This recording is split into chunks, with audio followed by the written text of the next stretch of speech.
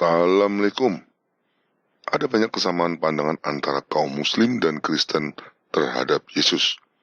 Meski tentu saja ada perbedaannya yang mendasar. Muslim memuliakan Yesus dengan menerimanya sebagai nabi. Muslim tidak keberatan dengan kelahiran Yesus dari seorang perawan tanpa ayah biologis. Mereka mengakui berbagai mujizatnya. Bahkan mereka juga mengakui Yesus sebagai Kristus atau Sang Mesias. Apakah itu berarti kaum muslim juga mengikut Yesus Kristus? Sama sekali tidak. Karena sampai kapanpun, muslim tidak akan pernah mau mengakui dua hal penting ini. Penyaliban Yesus dan juga ketuhanan Yesus. Itu dua hal yang paling disangkal ajaran Islam dari Yesus Kristus. Pada video kali ini kita akan membahas masalah penyangkalan Islam terhadap penyaliban Yesus.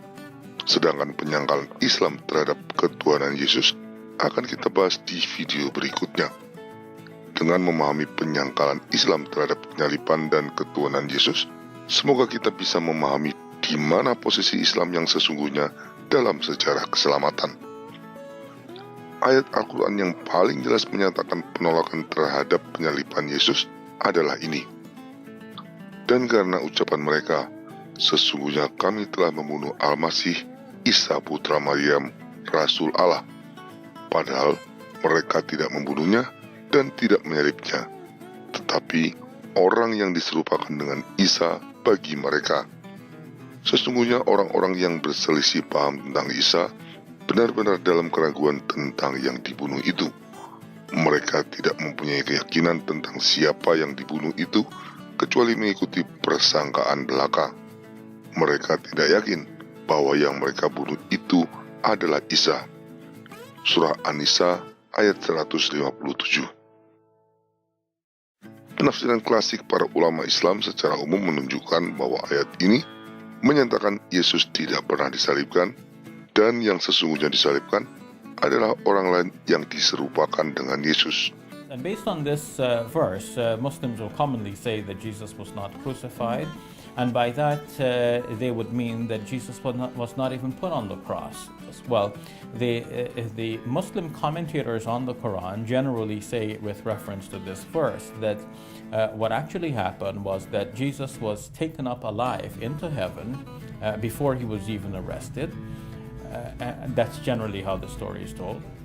And someone else was made to look like Jesus. And this someone else was put on the cross. Okay. And so everyone was convinced that Jesus was on the cross, whereas in fact by this time Jesus was in heaven. So who holds this point of view? This is generally held by Muslims at large, because it is described like this in the Muslim commentaries on the Quran. Mengenai siapa yang menggantikan Yesus, tidak ada kesepakatan di antara para ulama. Beberapa ulama mengatakan itu adalah salah satu murid Yesus yang mengajukan dirinya untuk menjadi pemeran pengganti.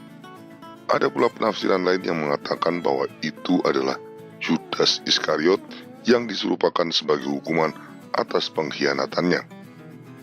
Masalah utama dari semua penafsiran yang menyangkal adanya penyaliban terhadap Yesus adalah penafsiran-penafsiran tersebut bertentangan dengan fakta. Keempat Injil jelas ditulis oleh saksi mata atau orang-orang yang mengenal saksi mata dan semuanya hidup di zaman Yesus. Seluruhnya memberikan kesaksian sama. Yesus telah disalibkan dan wafat di atas kayu salib. Ini diperkuat juga dengan sumber-sumber non-Kristen seperti tulisan Josephus Flavius, seorang sejarawan Yahudi di abad pertama, juga tulisan dari Tacitus, seorang senator dan sekaligus juga sejarawan Romawi yang hidup di abad pertama hingga kedua Masehi. Keduanya memberikan kesaksian tentang fakta penyaliban Yesus. Kisah penyaliban yang begitu detail dalam Injil juga menutup peluang adanya skenario penggantian peran ini apabila yang diserupakan hanya wajahnya saja. Mari kita cermati dengan menggunakan akal sehat. Jika yang disalibkan adalah Yudas Iskariot sebagai hukuman atas pengkhianatannya, sejak awal pasti dia berusaha menjelaskan kesalahan ini. Misalnya dengan berkata, "Kalian salah, aku bukan Yesus." Tetapi kita tidak melihat sedikit pun upaya ini. Selain itu, Injil jelas menyatakan Yudas tewas bunuh diri. Jadi tidak mungkin Yudas menggantikan Yesus di kayu salib. Jika yang disalibkan adalah murid Yesus yang mengajukan diri secara sukarela, berarti semua murid tahu siapa sesungguhnya yang ada di atas kayu salib. Pertanyaannya, apakah mungkin murid-murid Yesus rela menjadi martir untuk mewartakan kebohongan tentang Yesus yang wafat di kayu salib dan bangkit kembali? Sama sekali tidak mungkin. Orang hanya bersedia mengorbankan nyawa bagi sesuatu yang diyakininya sebagai kebenaran, bukan bagi kebohongan. Selain itu, perkataan-perkataan Yesus di kayu salib begitu meyakinkan, sehingga mustahil dikatakan oleh orang lain selain Yesus sendiri. Misalnya, tidak mungkin ada orang biasa yang berkata, "Ya Bapa, ampunilah mereka sebab mereka tidak tahu apa yang mereka perbuat," pada saat orang tersebut merasakan penderitaan luar biasa hebat di kayu salib. Respon manusiawi yang wajar pada saat itu adalah menjerit kesakitan dan marah sambil mengutuki orang-orang yang terlibat dalam penyaliban. Juga tidak mungkin orang biasa dapat berkata kepada penjahat yang ada di sebelahnya, "Aku berkata kepadamu, sesungguhnya hari ini juga engkau akan ada bersama-sama dengan aku di dalam Firdaus." Injil Lukas bab 23 ayat 43. Selain itu di Injil tercatat Yesus menyerahkan Maria ibunya kepada Yohanes. Itu jelas mustahil dilakukan jika yang disalibkan bukan Yesus sendiri. Bahkan fenomena alam berupa kegelapan dan gempa yang mengiringi saat-saat kematian Yesus juga ikut memastikan bahwa yang wafat di kayu salib memang benar Yesus Kristus, bukan orang lain. Kesimpulannya, jika yang disalibkan itu wajahnya mirip Yesus, kata-katanya mirip Yesus, hati dan pikirannya mirip Yesus, murid-murid dan ibu Yesus percaya itu Yesus, bahkan alam ikut memberikan tanda, maka dia pasti memang Yesus. Mengatakan orang yang disalibkan tersebut bukan Yesus terlalu mengada-ada dan sangat melecehkan akal sehat. Berhadapan dengan fakta yang kuat seperti ini, tentu saja klaim Al-Quran yang baru ditulis hampir 6 abad setelah kejadian, di tempat yang jauh dari kejadian, dan oleh sumber yang tidak memiliki kedekatan dengan tradisi dan kisah penyaliban, menjadi amat sangat lemah. Akibatnya, surah An-Nisa ayat 157 yang sering digunakan Muslim untuk menyerang fakta penyaliban, sekarang berbalik menjadi bumerang bagi Muslim. Ayat tersebut adalah titik lemah yang justru membuktikan kebohongan Al-Quran dengan amat telak.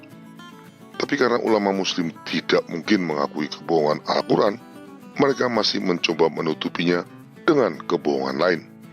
Sekarang, beberapa ulama mulai mengakui bahwa yang disalibkan memang Yesus, tetapi mereka tetap menolak kematiannya. Dalam asumsi mereka, setelah menjalani penyiksaan hebat dan lambungnya ditembus tombak, Yesus tetap hidup. Entah bagaimana, Yesus berhasil pulih dari luka-luka hebat yang dideritanya, berhasil membuka batu penutup kuburan yang berat, lalu keluar menemui para muridnya. Ironisnya, dengan mengakui bahwa yang disalibkan adalah Yesus, meski tanpa mau mengakui kematiannya, maka secara tidak langsung mereka telah mengakui kekeliruan ayat Al-Quran. Artinya, ulama-ulama Muslim sekarang telah mengakui pernyataan surah An-Nisa 157 yang mengatakan bahwa Yesus tidak disalibkan dan orang lain yang menggantikan adalah salah total. Blunder ini bertambah parah karena asumsi bahwa Yesus disalibkan tetapi tidak mati juga tidak bisa dipertahankan. Salah satu argumen yang mereka gunakan untuk meyakini Yesus tidak mati adalah perkataan Yesus tentang tanda Nabi Yunus. Sebab seperti Yunus tinggal di dalam perut ikan 3 hari 3 malam, demikian juga anak manusia akan tinggal di dalam rahim bumi 3 hari 3 malam. Injil Matius bab 12 ayat 40. Karena Yunus tetap hidup di dalam perut ikan, maka menurut logika mereka, Yesus pastinya juga tetap hidup. if he has to fulfill the sign of Jonah, that as Jonah was 3 days and 3 nights in the belly of the fish, so shall the Son of Man be 3 days and 3 nights in the heart of the earth. Jesus Christ, peace be upon him, has to be alive. If he's dead, that means Jesus Christ, peace be upon him, lied. And he gives a prophecy that as Jonah was, so shall the Son of Man be. If Jonah was alive, he has to be alive. So to fulfill his prophecy, I have to believe he was alive. He was put on the cross, but he did not die. Ini kesimpulan yang keliru, karena yang jadi analogi dalam perumpamaan itu adalah Yesus yang dikuburkan dalam perut bumi sebelum kemudian bangkit kembali dan keluar dari perut bumi. Bukan soal mati atau tidak. Sementara itu, pernyataan Yesus tentang kematian yang harus dilaluinya sudah dinyatakan oleh Yesus sendiri di banyak ayat-ayat lain. Ini beberapa contohnya. Sejak waktu itu Yesus mulai menyatakan kepada murid-muridnya bahwa ia harus pergi ke Yerusalem dan menanggung banyak penderitaan dari pihak tua-tua, imam-imam kepala, dan ahli-ahli Taurat, lalu dibunuh dan dibangkitkan pada hari ketiga. Injil Matius bab 16 ayat 21. Kemudian mulailah Yesus mengajarkan kepada mereka bahwa anak manusia harus menanggung banyak penderitaan dan ditolak oleh tua-tua, imam-imam kepala, dan ahli-ahli Taurat, lalu dibunuh dan bangkit sesudah 3 hari. Injil Markus bab 8 ayat 31. Anak manusia akan diserahkan ke dalam tangan manusia dan mereka akan membunuh dia. Dan 3 hari sesudah ia dibunuh, ia akan bangkit. Injil Markus bab 9 ayat 31. Anak manusia harus menanggung banyak penderitaan dan ditolak oleh tua-tua, imam-imam kepala, dan ahli-ahli Taurat, lalu dibunuh dan dibangkitkan pada hari ketiga. Injil Lukas bab 9 ayat 22. Maka berdasarkan ayat-ayat tersebut, Yesus jelas sudah mengetahui bahwa ia harus mengalami kematian di atas kayu salib. Jadi mustahil tanda Yunus pada Injil Matius bab 12 ayat 40 dimaksudkan oleh Yesus bahwa ia tetap hidup saat dikuburkan. Dengan demikian, teori para ulama muslim bahwa Yesus tidak mati saat disalibkan tidak dapat dipertahankan lagi. Apalagi kematian Yesus di kayu salib sudah dikonfirmasi oleh prajurit Romawi yang memastikannya dengan menikam lambung Yesus. Itu tadi adalah kesaksian dari Injil. Sekarang kita akan melihat apa yang dikatakan oleh kitab-kitab Perjanjian Lama. Di kitab Daniel dikatakan demikian. Sesudah ke-62 kali 7 masa itu akan disingkirkan seorang yang telah diurapi, padahal tidak ada salahnya apa-apa. Maka datanglah rakyat seorang raja memusnahkan kota dan tempat kudus itu. Kitab Daniel bab 9 ayat 26. Ayat tersebut menubuatkan dengan tepat tentang Mesias yang disingkirkan atau dibunuh dan juga penghancuran kota Yerusalem serta bait Allah yang terjadi setelahnya. Selanjutnya kitab Yesaya pasal 53 seluruhnya menubuatkan dengan sangat tepat tentang penderitaan dan kematian Yesus Kristus. Kita ambil contohnya beberapa. Sungguh, ia terputus dari dunia orang-orang hidup, dan karena pemberontakan umatku, ia kena tulah. Orang menempatkan kuburnya di antara orang-orang fasik, dan dalam matinya, ia ada di antara penjahat-penjahat, sekalipun ia tidak berbuat kekerasan dan tipu tidak ada dalam mulutnya. Kitab Yesaya bab 53 ayat 8-9. Ayat tersebut jelas menubuatkan kematian Yesus. Berikutnya, sebab itu aku akan membagikan kepadanya orang-orang besar sebagai rampasan, dan ia akan memperoleh orang-orang kuat sebagai jarahan, yaitu sebagai ganti karena ia telah menyerahkan nyawanya ke dalam maut, dan karena ia terhitung di antara pemberontak-pemberontak, sekalipun ia menanggung dosa banyak orang dan berdoa untuk pemberontak-pemberontak. Kitab Yesaya bab 53 ayat 12. Ini juga amat jelas menubuatkan kematian Yesus dan bagaimana ia berdoa memohon pengampunan bagi orang-orang yang telah menyalibkan dia, tepat seperti apa yang telah tercatat di dalam Injil.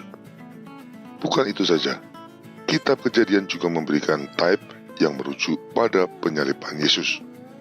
Apa itu type? Type adalah tokoh atau kejadian nyata di dalam kitab suci yang secara simbolik merujuk pada suatu kejadian di masa depan. Type yang dimaksud di sini adalah kisah tentang Abraham yang hendak mempersembahkan Ishak anaknya sebagai korban persembahan sesuai permintaan Tuhan. Meskipun permintaan Tuhan itu hanyalah ujian bagi Abraham, namun kejadian itu merujuk pada korban persembahan yang sesungguhnya di masa depan, yaitu penyaliban Yesus Kristus. Jika dalam ujian iman itu Abraham diminta untuk mempersembahkan Ishak anak tunggalnya, maka dalam penyaliban yang sesungguhnya, Allah Bapa sendiri yang menyerahkan Yesus Kristus putra tunggalnya sebagai korban penebus dosa seluruh manusia. Itu sebabnya Tuhan berkata kepada Abraham, oleh keturunanmu lah semua bangsa di bumi akan mendapat berkat. Kitab Kejadian bab 22 ayat 18. Berkat bagi seluruh bangsa yang dimaksud adalah penebusan dosa yang dilakukan Yesus Kristus dengan wafat di kayu salib. Nubuat itu terpenuhi dengan sempurna karena Yesus adalah keturunan Abraham, Ishak, dan Yakub. Jadi sama sekali tidak ada celah lagi bagi skenario Yesus tidak mati di kayu salib. Dengan demikian, sekarang ulama-ulama muslim sudah terpojok. Mereka kehabisan argumen dan suka tidak suka, mereka harus menerima fakta bahwa Yesus memang wafat di atas kayu salib dan Al-Quran telah berbohong. Mari kita lihat betapa parahnya kebohongan surah An-Nisa ayat 157. Pernyataan bahwa Yesus tidak mati, salah. Pernyataan bahwa Yesus tidak disalibkan, juga salah. Pernyataan bahwa yang mati adalah orang yang diserupakan dengan Yesus, ini pernyataan yang paling salah dan bahkan mulai disangkal oleh ulama-ulama muslim sendiri. Nah, jika satu ayat saja sudah terdapat setidaknya 3 kebohongan fatal, ada berapa kebohongan lain yang mungkin ada di dalam seluruh Al-Quran? Tentu ada banyak sekali. Kitab penuh kebohongan seperti ini sudah pasti bukanlah kitab suci. Hanya orang yang tidak menggunakan akal sehatnya saja yang dapat percaya pada kebenaran Al-Quran. Mereka adalah orang-orang yang mungkin tetap akan percaya kalau 1 ditambah 1 sama dengan 5 jika itu tertulis di Al-Quran. Sekarang yang menjadi pertanyaan, mengapa Al-Quran berbohong separah ini? Mengapa Al-Quran harus memaksa untuk menyangkal penyaliban Yesus? Jawabannya terletak pada apa yang ingin dinyatakan Tuhan melalui penyaliban Yesus. Apapun itu, Islam sudah pasti bermaksud menyangkalnya. Sabda Tuhan dalam kitab Yesaya pasal 53 tertulis demikian, tetapi dia tertikam oleh karena pemberontakan kita. Dia diremukkan oleh karena kejahatan kita. Ganjaran yang mendatangkan keselamatan bagi kita ditimpakan kepadanya, dan oleh bilur-bilurnya kita menjadi sembuh. Kitab Yesaya bab 53 ayat 5. Apabila ia menyerahkan dirinya sebagai korban penebus salah, ia akan melihat keturunannya. Kitab Yesaya bab 53 ayat 10. Karena ia telah menyerahkan nyawanya ke dalam maut dan karena ia terhitung di antara pemberontak-pemberontak, sekalipun ia menanggung dosa banyak orang dan berdoa untuk pemberontak-pemberontak. Kitab Yesaya bab 53 ayat 12. Dari nubuat kitab Yesaya sudah jelas bahwa tujuan dari penderitaan dan kematian Yesus di kayu salib adalah untuk menanggung penderitaan akibat dosa banyak orang, menebus dosa-dosa manusia, dan mendatangkan keselamatan. Tapi muslim yang dididik untuk tidak percaya pada konsep penebusan dosa sering mempertanyakan, bagaimana mungkin manusia dapat berkorban untuk menebus dosa manusia-manusia lain? Tentu saja bisa, tapi untuk memahaminya, kita perlu mengerti konsep tentang korban persembahan. Konsep tentang korban yang harus dipersembahkan kepada Tuhan untuk menebus dosa sudah mulai dikenal manusia sejak kejatuhan Adam dan Hawa di Taman Eden ketika Tuhan memberikan pakaian kulit binatang untuk menutupi ketelanjangan mereka. seperti yang tertulis pada kitab Kejadian bab 3 ayat 21. Di sini, Tuhan mengajarkan kepada manusia tentang perlunya korban untuk memulihkan keadaan manusia yang terjatuh akibat dosa. Tradisi memberikan korban persembahan ini kemudian dilakukan oleh keturunan-keturunan Adam. Ketika Kain memberikan korban berupa hasil bumi, Tuhan tidak berkenan. Tapi korban anak kambing domba yang dipersembahkan Habel, Tuhan berkenan menerimanya. Bahkan ketika Nuh mempersembahkan beberapa binatang, Tuhan menerima persembahan itu dan menyatakan kerahimannya. Aku tak akan mengutuk bumi ini lagi karena manusia, sekalipun yang ditimbulkan hatinya adalah jahat dari sejak kecilnya. Dan aku tak akan membinasakan lagi segala yang hidup, seperti yang telah kulakukan. Kitab Kejadian bab 8 ayat 21. Kesimpulannya, jika binatang saja dapat dijadikan sebagai korban untuk penebus dosa dan pereda murka Tuhan, maka penderitaan dan wafat Yesus Kristus di kayu salib tentu saja dapat menjadi penebus dosa dan meredakan murka Tuhan. Bahkan karena pengorbanan Yesus Kristus di kayu salib adalah pengorbanan yang sempurna, maka pengorbanan itu mampu menebus seluruh dosa manusia secara tuntas dan sekaligus mengubah murka Tuhan menjadi kerahiman yang tak terbatas. Tapi tentu saja penebusan dosa dan keselamatan itu hanya berlaku bagi mereka yang percaya sebagaimana yang sudah tertulis di Injil. Siapa yang percaya dan dibaptis akan diselamatkan, tetapi siapa yang tidak percaya akan dihukum. Injil Markus bab 16 ayat 16. Maka dengan percaya dan menerima pengorbanan Yesus Kristus di kayu salib, kita dibebaskan dari dosa, berdamai sepenuhnya dengan Tuhan, dan mendapatkan keselamatan kekal. Iblis tentu saja tidak menghendaki manusia memperoleh keselamatan dan berusaha keras untuk menggagalkannya. Maka, iblis pun tidak menghendaki manusia percaya pada penyaliban Yesus. Ini pokok permasalahannya. Oleh karenanya, melalui Al-Quran, iblis berusaha keras menyangkal kematian Yesus di kayu salib. Meski penyangkalan itu tidak memiliki bukti dan argumen yang memadai, iblis berharap ada banyak manusia yang tidak menggunakan akal sehatnya dan percaya begitu saja pada Al-Quran. Saudara-saudaraku kaum muslim, semoga semuanya sudah menjadi jelas bahwa Yesus Kristus memang wafat di kayu salib. Itu sesuai dengan fakta historis, sudah dinubuatkan para nabi, dan sejalan dengan seluruh rencana Tuhan untuk menyelamatkan manusia. Justru pandangan yang berusaha menolak fakta penyaliban Yesus asalnya adalah dari iblis yang tidak ingin manusia memperoleh keselamatan kekal. Sekarang saya ingin membalikkan situasi.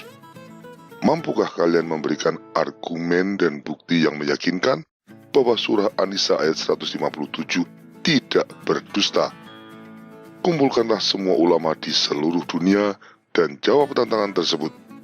Jika kalian sanggup memberikan jawaban yang meyakinkan, maka saya akan menutup channel Crusader Network ini untuk selamanya. Sebaliknya, jika kalian tidak sanggup membuktikan kebenaran ayat tersebut, saya mengajak Anda untuk mengakui dengan jujur kekeliruan Al-Quran. Dan selanjutnya, dengan tulus dan dalam kasih Tuhan, saya ingin Anda mengakui kebenaran Injil bahwa Yesus Kristus memang telah wafat di kayu salib untuk menebus dosa-dosa manusia dan membawa keselamatan kekal bagi mereka yang percaya kepadanya. Wassalam.